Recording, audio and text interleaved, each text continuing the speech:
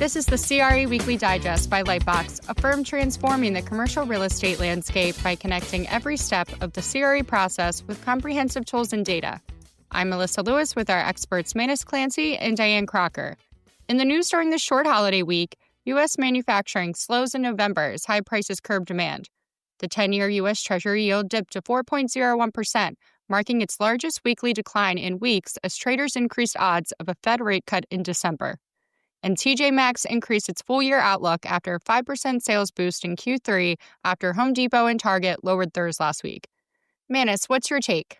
It's a funny week. You would think holiday weeks are light on data, that nobody's checking in, that people have already made their way to where they're going to be going, that they've turned off their computers. But it was a very busy couple of days for the markets. Yesterday, we saw a real stock melt-up. We saw the reversal of a lot of those losses coming from the unwinding of the AI trade, the NASDAQ up about 2% on Monday. And then today we saw three data points that were all somewhat noteworthy. The first one, we saw September PPI come in that was cooler than expected, that contributed today to what Alyssa was saying about yields on long-dated treasuries dropping. We were at 410 about a week ago, threatening to go below 4% as of this morning. So PPI cooler than expected. And that continues to defy the tariff narrative. Where is that inflation that was so heavily expected as far back as April? We saw retail sales come in. They were a little disappointing, not terrible, in line to slightly below expectations. We'll keep an eye on that as the holiday season kicks off in a couple of days. And the third piece of data we saw, the ADP weekly jobs number was negative again, the fourth straight week of a negative print there. And it's the other side of the coin, two happy headlines, right? The stock market rallying on Monday and PPI being cooler than expected. The negative headline being all eyes are on jobs right now. And with four straight weeks of negative prints for ADP, it makes you wonder what the next jobs report from the Labor Bureau will show us. And that's where people are really concerned right now, as are Dianne and I. So your thoughts, Dianne? 100% Manus, and you hit on a lot of the big headlines this week in terms of manufacturing slowing, the 10-year Treasury falling. On the retail side, you might remember last week, Home Depot and Target pulled back on their outlook. And this week, TJ Maxx is raising its outlook because they had a strong Q3. So, and then today, the cool PPI data that you mentioned. I'm very curious about how the expectations for December rate cut are changing. Last week when we talked about it, the expectation was basically a coin toss, 50% expecting a cut, 50% thinking that Powell was going to tap the brakes a bit and pause until January. But the drama's getting interesting. The odds have jumped from 50% to about 70% this week. I think the New York Fed President John Williams and San Francisco's Mary Daly both came out and signaled support for a cut. But I think the committee is still pretty divided. And now we've got recent data showing softening job growth. Tariffs are nudging up prices, even if they're not going up maybe quite as quickly as some expected. But we're missing a lot of data from the shutdown, too. So I think there's been a shift with the markets betting more on a cut now rather than the Fed waiting until January, but we'll know soon enough. The meeting's December 9th. Black Friday is just a few days away, and I think what's going to happen there is we'll see that narrative shift in the market commentary to retail and expectations coming out of the early read on holiday spending. So I thought it was an interesting week. This is another point I'd love to get your thoughts on. The word of the week, affordability. The president, the White House, his staff, all out there talking about affordability. And there's several ways you could take this. Way number one is the Democratic narrative that prices are remaining naggingly high is leaving a mark, but it's really a narrative and not the truth. Or prices are really higher than the inflation numbers are showing us, and Americans are really starting to grumble about it. So two thoughts here. Thought number one, or questions I should say, what do you think about the affordability narrative coming out of the White House, and will it make any difference? And do you think it's just posturing, Or do you think that the White House really is seeing things differently than the numbers are showing us? I'm getting a little cynical, I will say, Manus, about not believing everything that comes out in the news. But one headline on the affordability topic that really kind of made me raise my eyebrows this week was that the average price of a Thanksgiving dinner has gone down. And I think it was like to $55. And just based on what we're hearing about prices going up, I was very surprised to hear that. And I am remiss in kind of looking back behind the data, but I wonder how true that is. Does that surprise you? It does seem like things are high and sticky. So I think this is not just a narrative that the Democrats or a card that the Democrats are playing. I do think that people saw prices run up over the last 4 years. And even though we keep hearing that inflation is slowing and so forth, I think in most Americans' minds, a slowing rate of inflation should mean price declines, which it doesn't. We know that. We know the math doesn't add up that way. But I think people are disappointed that when you go into Five Guys and you get a hamburger, fries, and a large Coke, it's $22. And I think that the White House is concerned about this. The other side of the coin is I don't think there's much in the short term the White House can do. There are certainly levers when it comes to improving the stock or increasing the stock of affordable housing that should lower prices. There are things like turning off tariffs or urging companies to increase production of things for which there are shortages. But none of that is light bulb-like in its immediacy, right? All of these things take time. So I guess I give the White House points for addressing it and admitting that affordability is still an issue. I'm not sure that there's much they could do short of perhaps lowering tariffs in the near term. Right. And I think that's why the retail spending numbers will be very, very telling. Let's see how the holiday spending shakes out. I don't think it's going out on a limb to say that discount retailers will probably have a better season than others. And I'll follow up on the Thanksgiving dinner price because I just relied on my ChatGPT assistant that a Thanksgiving dinner for 10 people this year is $55, and that's 5% lower than last year. But it's because the centerpiece turkey price dropped by about 16%.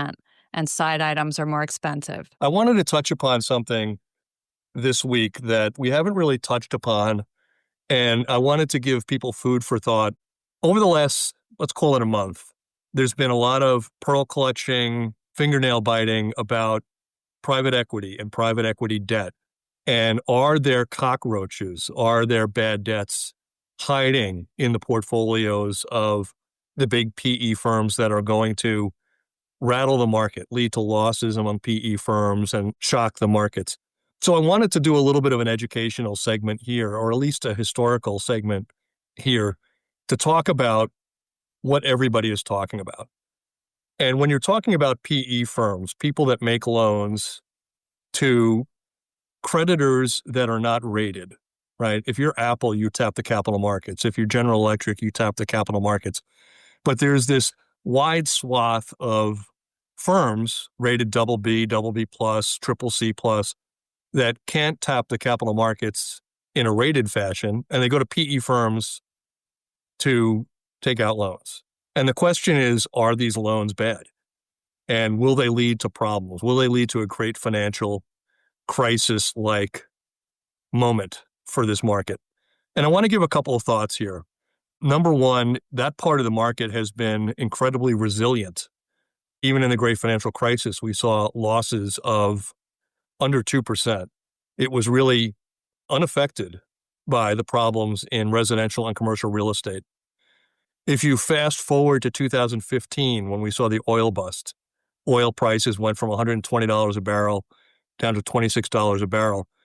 People were really concerned that because of this part of the market, PE firms had been lending to oil and gas companies and putting these debts into collateralized loan obligations, that losses would become epidemic in size.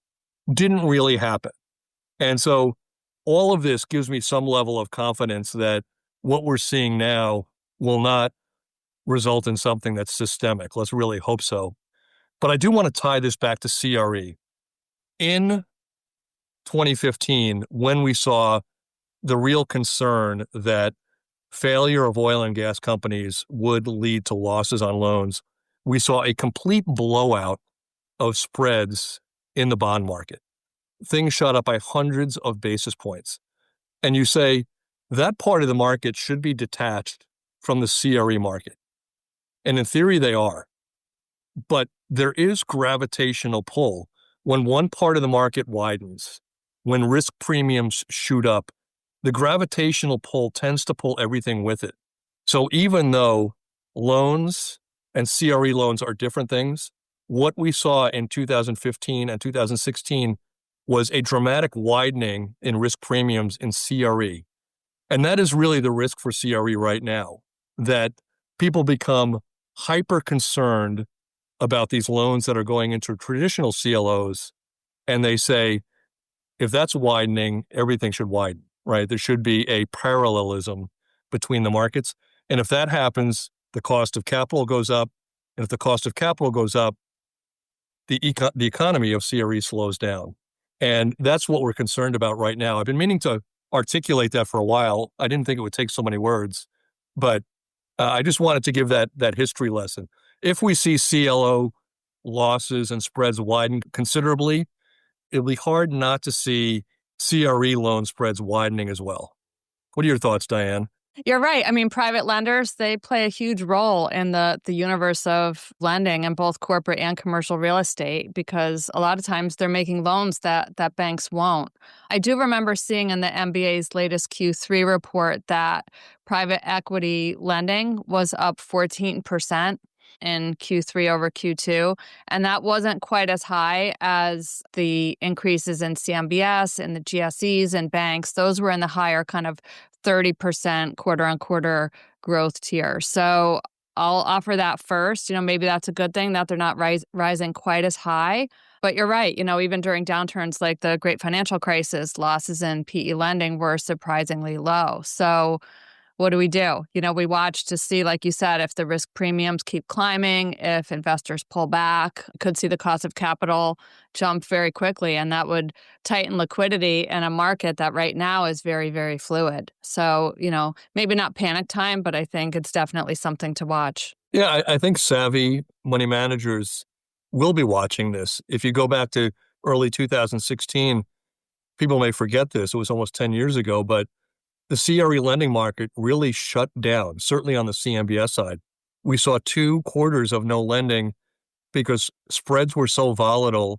Lenders could not be assured that by making CMBS loans, they'd be able to exit in a securitization at a profit. And when that happens, you really see the door slammed on liquidity and economic velocity. I'm not saying that's going to happen. In fact, I don't believe it will happen. I think the cockroaches are limited, but it is something that people should watch as we head into year end and early 2016. Yeah, and it's a valuable historical perspective too, Manus. So thanks for raising that. I want to end this segment when we're talking about CRE risk premiums and liquidity and so forth. I saw a LinkedIn post from Baekwin Shen of Finalist. And he and I used to work together. He puts out data on banks. And I saw this. I'm going to read it more or less word for word. U.S. banks just printed their best quarter in years. $80 billion in profits, up 13% quarter over quarter. Return on assets back about up to 1.25%. Provision noise from Q2 acquisition is gone. Underlying earning trend is strong. No deposit runoff.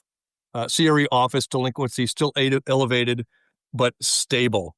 And I tie that in because you talk about liquidity and the market's really functioning on all 8 cylinders right now, Dianne. I think that's the evidence, right? We're seeing the banks really post strong numbers and their loan growth is up. They're very confident putting CRE debt out there. And we're hoping that the rug doesn't get pulled out from us over the next 6 months. And that, Manus, is a very perfect segue to this week's LightBox data. That the last of our Q3 market snapshots came out last week, and this last one focused on lender-driven appraisal activity. So the good news was that appraisal demand remained remarkably steady in Q3. The appraisal index rose 3% to 64.6. That was its highest level in 3 years. It was the third consecutive quarterly gain.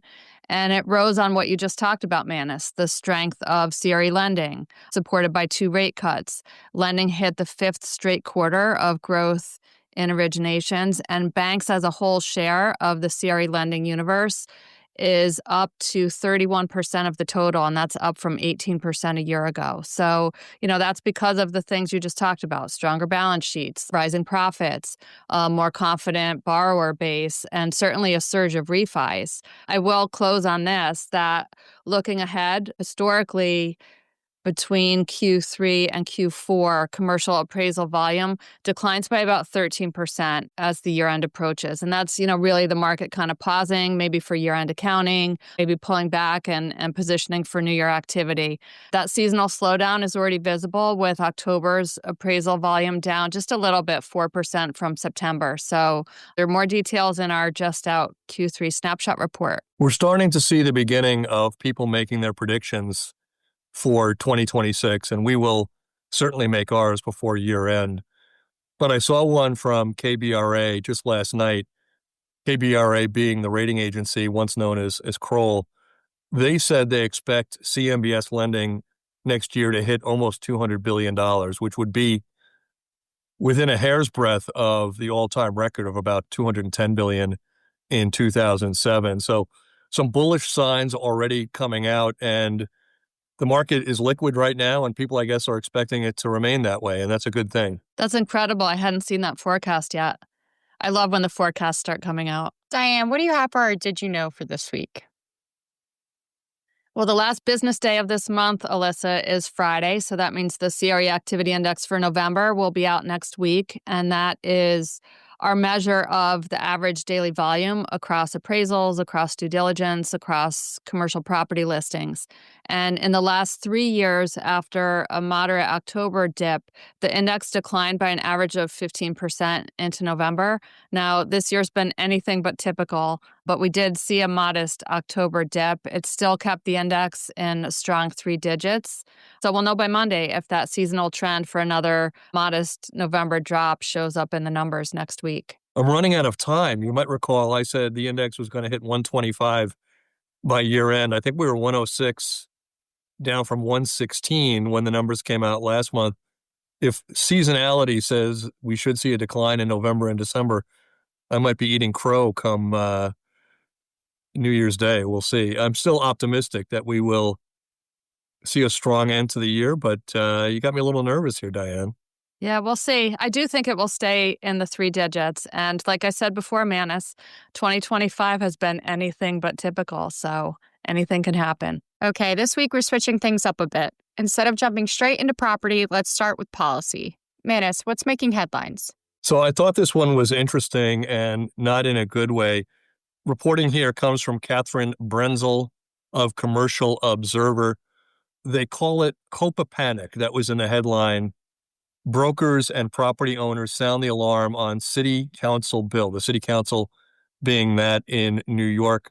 COPA stands for the Community Opportunity to Purchase Act. It's a New York City bill that's being proposed that would grant city-approved nonprofits the right of first refusal to buy buildings with 3 or more residential units. And Dianne, coming from a city which has really led the nation in bad ideas when it's come to multifamily housing over the last 100 years, this might take the cake, right? We're talking about a situation where if it's me and I'm thinking about investing in multifamily, and all of a sudden there's this curveball which says, at the end of this, when you want to exit, you have to afford a nonprofit the opportunity to buy this before you put it out there for bid. This seems like a recipe for price declines, illiquidity, owners not putting any money into their property, and more downward pressure on the housing stock for affordable housing in the Big Apple. What are your thoughts? A lot of downsides to this, I think, for any folks in commercial real estate, but it's, on the surface, it's a fascinating standoff because COPA is bringing the affordable housing crisis that pretty much every big city across the country is grappling with, and it's bringing it right to the forefront. In New York, it's especially charged because housing reform was so central to the new mayor's agenda. And so here we are, it's boiling down to a battle between advocates for affordable housing, back to your kind of theme word earlier in the pod, a battle between affordability advocates and deal makers. And it's raising huge questions about how far the city should go to keep housing affordable without freezing the flow of private capital that actually makes these projects happen. I would argue that the flow has already been shut off by 90%. If you look at what these affordable housing, rent-controlled, rent-stabilized properties go for now versus 5 or 10 years ago, they're selling at 40% discounts. And that's common in offices. It's uncommon in multifamily housing. And the reason this is happening is, number one, the city, New York City, has been very aggressive in capping rent increases that property owners can pass through, capping those rent increases at a time when inflation has been problematic. Insurance costs are higher. That's problem number one. Problem number two is the stock of the housing continues to spiral to the worse because people say, I own this property. If you're going to limit me to 3% rent increases, I'm certainly not going to paint the hallways. I'm not going to replace the boiler. I'm not going to do a new roof. And so the stock itself gets worse. And when you try to sell it, you're selling something with enormous amounts of deferred maintenance. It all adds up to me. This is just another problem waiting to happen, right? You're removing the pool of possible buyers who say, who wants the hassle of having to wait for a nonprofit to make a decision if they're going to pay for my property? And if so, are they going to pay market price? So it's a bad idea. The best idea I ever saw came from Bob Knakal about 2 or 3 years ago. And he pointed out that in New York City, there's an incredible amount of 1940s, 50s, and 60s low-income stock. And you know what these buildings look like, Dianne. They're brick buildings. They run somewhere between 6 stories and 12 stories. They sit on a nice plot of land, but they're an incredibly inefficient use of the space. And he said, go to the developers, give them the right to turn a 6-story building into a 30-story building, share the profits with the city, put some limits on what the rents can be, but explode the amount of stock that you have in the city. That is the best way to solve the affordability issue. I love that. We need Bob Knakal to go down and lobby for that and lobby against this bill. Do you think it'll pass? Well, it's New York City, and New York City is really a city dominated on all of the city councils and the mayor's office by progressives. And I'd be shocked if it didn't pass, honestly. But going back to your Bob Knakal remark, I'd be the first to draft him for a run for office. The guy's level-headed. He would fix the housing problem in short order. He knows the importance of quality of life issues to maintaining real estate values. I'm for Bob, right? I'm going to get those T-shirts made. I'm with Bob. Sorry, Bob, I didn't mean to ruin your Thanksgiving, but let me be the first to try to lure you in to the next mayor's race. Okay, transitioning over to data centers. We've talked about land grabs in Northern Virginia and Arizona, but now it's Texas making headlines. That's right, Alyssa. Google just announced plans to go big in Texas. They are planning a $40 billion investment through 2027 to expand their cloud and AI infrastructure across Texas, and this is their largest ever U.S. commitment. They're building 3 new data centers. One of them will be tied to a solar and battery plant under a massive clean energy partnership. And, it's interesting, Manus, these kinds of major investments by huge corporations aren't just about the investment itself. They can also trigger a halo effect. So this isn't just data centers. It sparks the need for a new employee base. That means new housing, maybe new retail, infrastructure development, all to support this workforce and surrounding communities. So we've already seen it around other hyperscale data campuses in places like Arizona and Northern Virginia, as you just mentioned, Alyssa. But the Texas governor, Greg Abbott, is pretty psyched about this. He said the investment could help make the Lone Star State a national hub for AI and cloud technology because they have abundant land, they have energy capacity, and they have a very pro-business climate. Dianne, jumping to New York City, an interesting story on an office conversion. What do you have for us? Yeah, this was an interesting one from The Real Deal. Elizabeth Cryan. Abramson Brothers is converting its 90,000 square foot office building at 333 West 52nd Street. That's in Hell's Kitchen. They are converting that office building into a 108 unit residential property. It's the first time that this longtime office landlord is doing an office-to-resi conversion. And he's planning to use the 467M tax incentive program for property tax break. So it's, Manus, I think it's part of that growing trend that we keep talking about, office to resi conversions. This particular one is in the Hell's Kitchen area, but it's joining similar developments by firms like Yellowstone Real Estate Investments and Madigan Development. I'll be watching these ones closely because I always think of conversions as really benefiting from economies of scale, that you want to have that 40-story building where you're doing all your work at once, but you benefit at the end from having 400 or 600 units to turn over. These are smaller. These are 100 units. And it'll be interesting to see how this turns out, if these guys make money and if it leads to more and more of these. Let's hope so, because all it does is increase the housing stock in Manhattan. That's something we're all rooting for. Sticking to office, we have another one out of Chicago. What's your story there, Manus? Yes, this comes from Danny Ecker of Cranes, who's been following the Chicago CRE market for more than a decade. He does great reporting there. This is kind of a follow-on on our story last week. We talked about Worldwide Plaza last week, the fact that its loan had gone into default. The mezz lender, in this case, Gary Barnett, had jumped in, hoping to take over the property by virtue of his being the mezz lender on a defaulted loan. Here, this is kind of an adjacent story. What we're talking about is a $270 million distressed loan that's tied to 500 West Monroe Street in the West Loop in Chicago. JP Morgan has listed this loan for sale. The property's owner is Spear Street. They failed to pay off the mortgage in January, and they purchased the property for over $400 million in late 2019. Occupancy at the property down to 75%, having dropped from 99% a couple of years ago, and Terrace Capital, Motorola Solutions both left. So why bring up this story? I bring it up just as a reminder that not all transfers of properties come via the foreclosure process. In this case, JP Morgan owns the debt. They can foreclose on the property, take it over, and then sell the asset to maximize their return, to minimize their loss.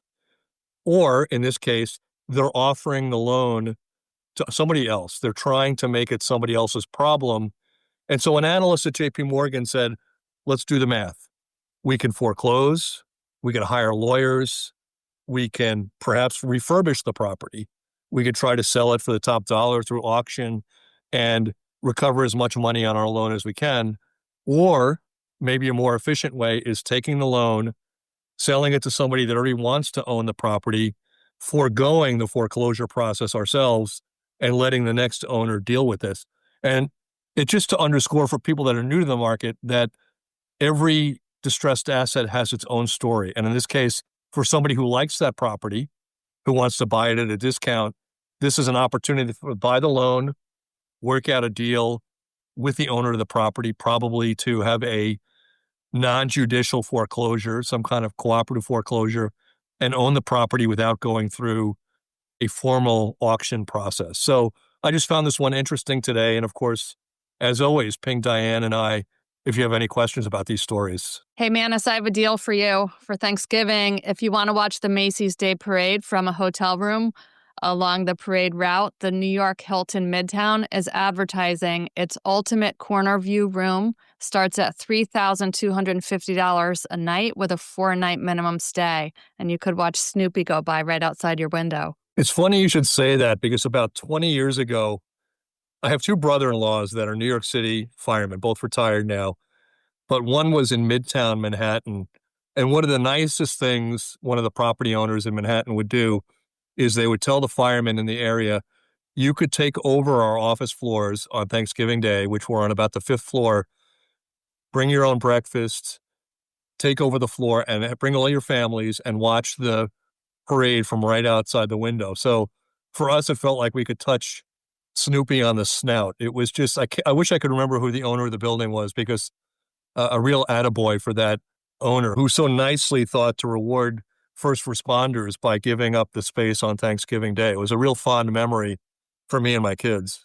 I love that. That sounds incredible and cheaper than the $13,000 fee that you would pay a hotel like the Hilton for a 4-night stay. I want to pivot before we leave. I just wanted to thank our listeners for joining us during the 18 months that we've been doing this, for your questions, for your thoughtful banter back and forth via LinkedIn, email, and all the other social media out there. We enjoy having these dialogues and having these conversations and the thoughtful give and take about the commercial real estate market. So for me, I'm really thankful that we have this opportunity every week. I'll second that, Manus. And it is very enjoyable to hear from clients or industry friends who actually tune in every single week. So I'll mention in particular, the latest is Liz Barringer-Lago-Marcino. She is an environmental risk manager at JP Morgan Chase. And Liz listens every week and reached out to me this week specifically to say how much she enjoyed the oil wells data that we shared last week. So thanks, Liz, for your continued loyalty, and to everybody else who tunes in every week. We really appreciate it. And happy Thanksgiving. Thank you to our producer, Josh Bruning. Please join the Lightbox team every week as they share CRE news and data in context. You can listen on any of your favorite podcast channels and send your comments or questions to podcast@lightboxre.com. As always, thank you for listening and have a happy Thanksgiving. Let's go.